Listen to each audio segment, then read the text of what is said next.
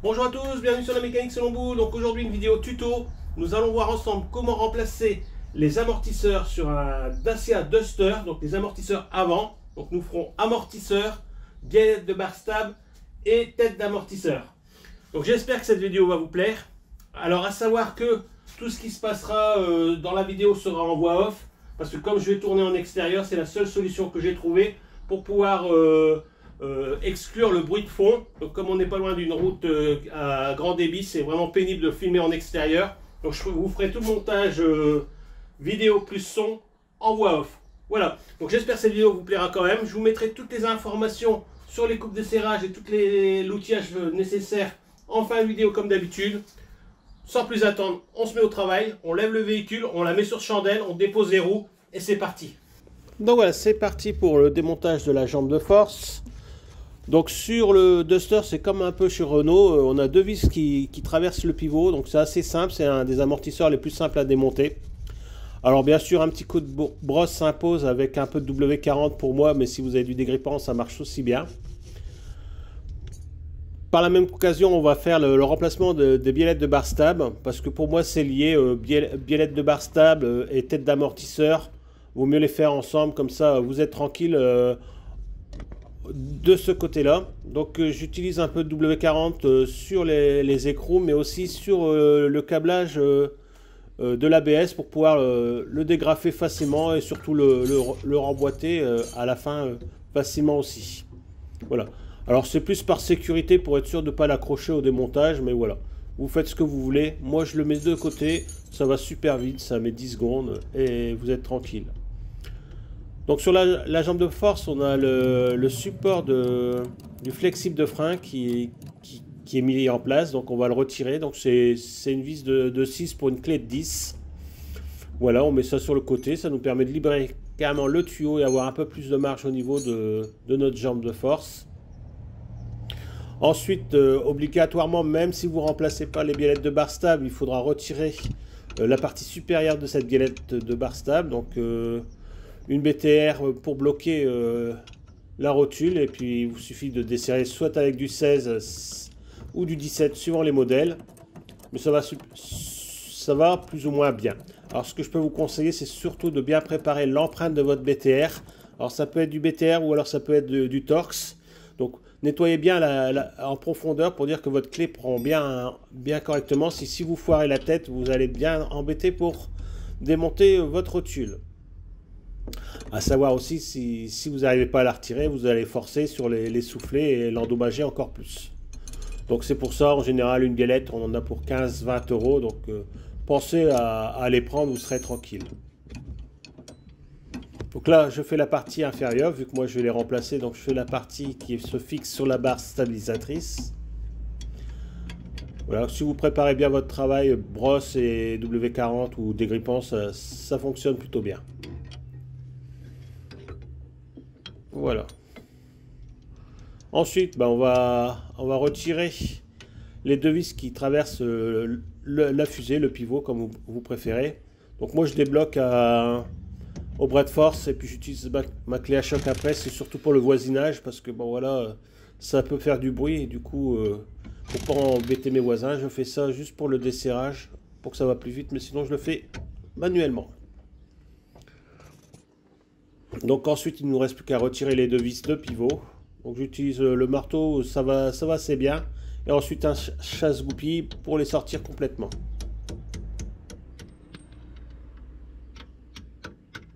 Voilà, vous pouvez garder votre chasse-goupille en place pour préparer l'environnement avant de décrocher votre jambe de force. Alors comme j'ai levé les deux côtés, bon, on a toute la suspension qui est retombée, relâchée, donc il n'y a pas de souci. Mais faites attention si vous faites qu'un côté à la fois et que vous ne pouvez pas faire autrement, que vous n'avez pas l'appui du véhicule sur la jambe de force et vous risquez peut-être d'endommager le soufflet de cardan quand vous retirez la jambe, donc faites bien attention. Donc ensuite j'utilise une petite sangle, c'est juste avec les habitudes, j'ai eu quelquefois des surprises où le cardan se déboîte parce que la fusée avec tout son poids tire sur le cardan et le cardan se déboîte. Alors maintenant je mets une petite sangle, pas besoin de serrer ça fort ou de le tendre fort, juste le mettre en place pour éviter que que l'ensemble disque fusée tombe vers le bas et déboîte le cardan. Ensuite, il ne nous reste plus qu'à désaccoupler la vis qui maintient la coupelle supérieure. Donc là c'est pareil, j'utilise de l'outillage spécifique, mais bon, si vous n'avez pas, il vous faudra une clé à pipe débouchée puis une BTR. Voilà, ça va, c'est bien placé, il n'y a rien à démonter, vous avez juste à ouvrir le capot et vous y avez accès tout de suite. Donc j'ai laissé 2-3 filetages sur la partie supérieure. Bon bah voilà, il ne me reste plus qu'à retirer l'ensemble. Donc je chine les 2-3 filetages à la main et je peux retirer ma jambe de force tranquillement. Donc on fait attention au passage à ne pas abîmer le flexible de frein.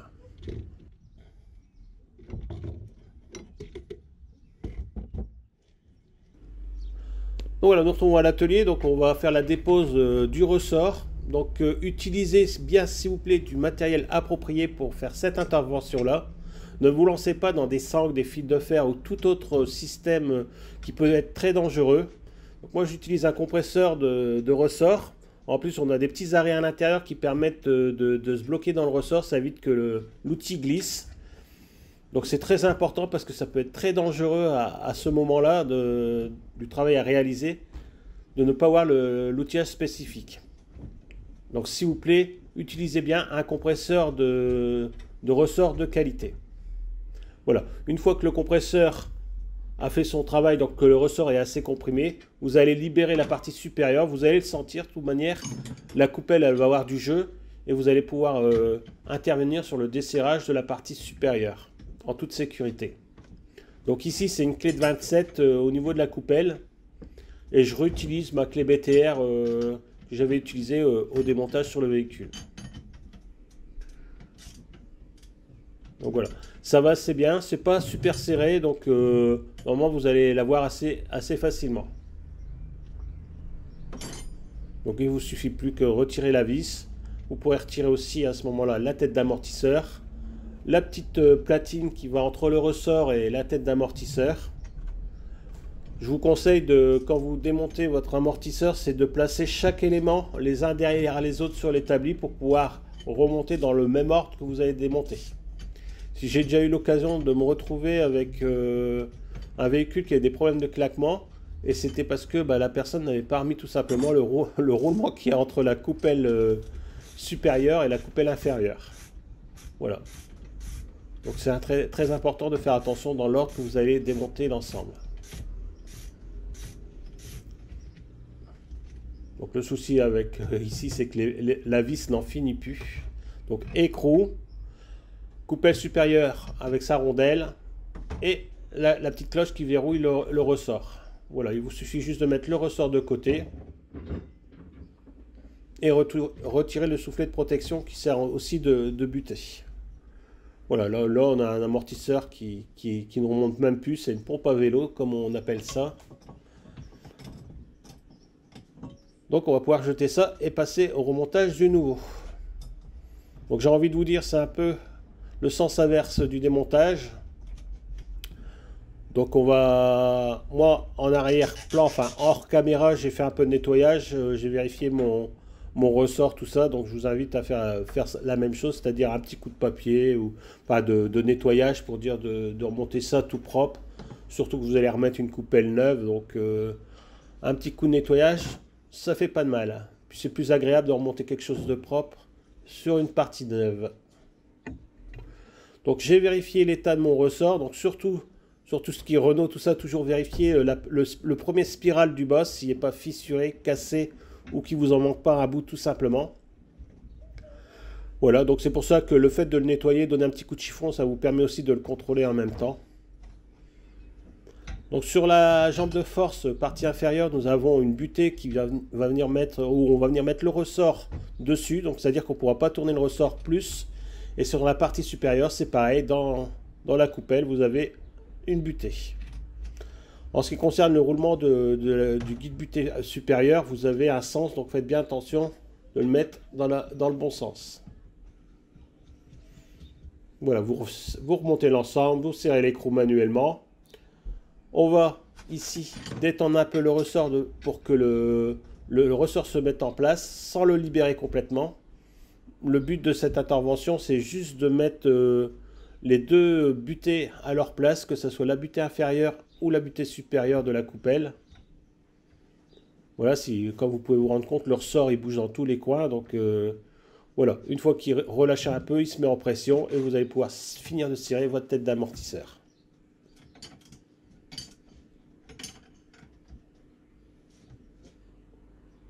Voilà, un bon serrage.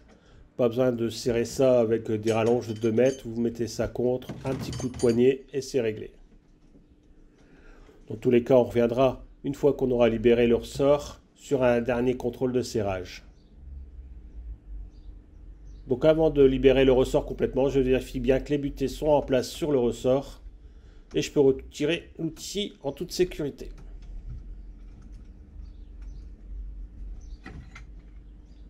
Voilà.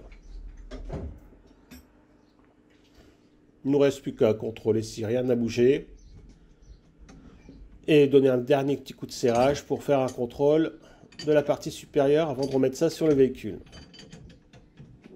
Alors, je vous conseille d'utiliser une clé à pipe débouchée de 27 parce que à la clé plate, c'est pas évident. Voilà.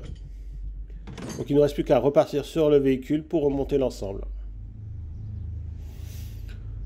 Donc, pour le véhicule, c'est sens inverse du démontage, mais bon, je l'ai fait avec vous sur un côté.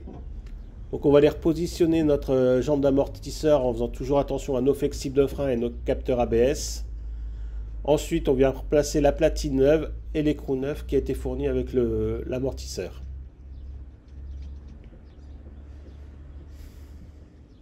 Vous pouvez faire un début de serrage des vis sur la partie supérieure, à savoir qu'on fera le blocage définitif une fois que le véhicule sera posé au sol. Donc j'avance un peu l'écrou, on peut le bloquer un petit peu comme ça, mais vous ferez le blocage une fois le véhicule au sol. Donc je retire la sangle que j'avais mis pour que la fusée ne bouge pas.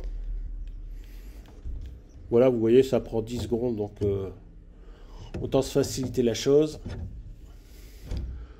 Donc c'est pareil, c'est un ensemble de jambes moyeux qui se remontent assez facilement.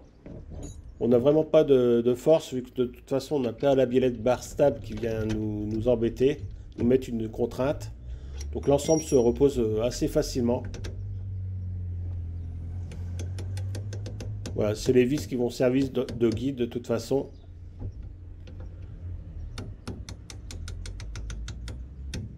Voilà, vous voyez bien, je prends le marteau vraiment au bout des doigts. Donc on remet les écrous. Alors bien sûr là je vais les avancer à la clé à choc et faire un contrôle à la clé dynamométrique. Si vous n'avez pas de clé dynamométrique, vous pouvez faire un serrage manuel. Bon, il vous suffit juste de donner un bon coup de serrage, ou si vous avez un bon bras de force, un petit coup de bras de force et ça fera l'affaire. Donc on n'oublie pas de repositionner notre support de flexible de frein avec notre petite vis de 10.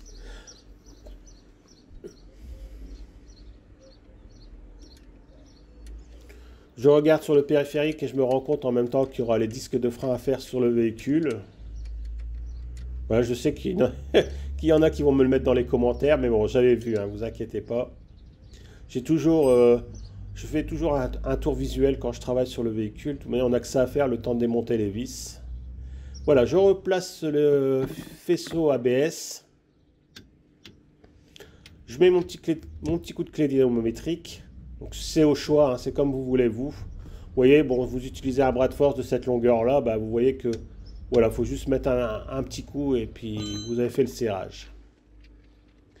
Alors pour ceux qui ont peur d'avoir oublié une vis au moment du serrage, vous prenez un stabilo de peinture et vous faites une petite marque sur les vis que vous avez serrées.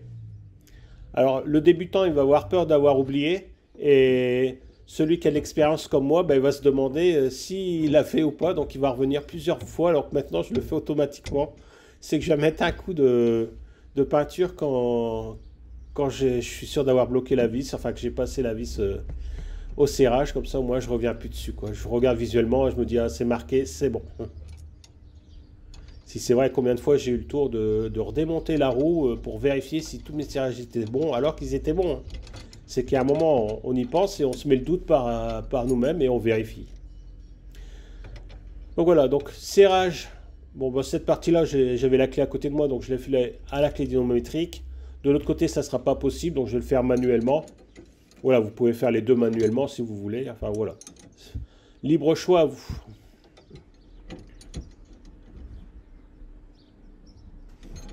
Voilà, là, je me sers d'une double clé pour faire le serrage. Ça suffit amplement. Voilà, donc le véhicule, bah, j'ai remis les roues. Je vous ai passé cette étape-là, les roues, enlever les chandelles. On fait le serrage. Donc là, c'est pareil, on ne peut pas le faire à la clé dynamométrique. Donc en plus, on a la partie centrale de la tige qui tourne. Donc il faut absolument bloquer avec la BTR pour avoir un bon serrage.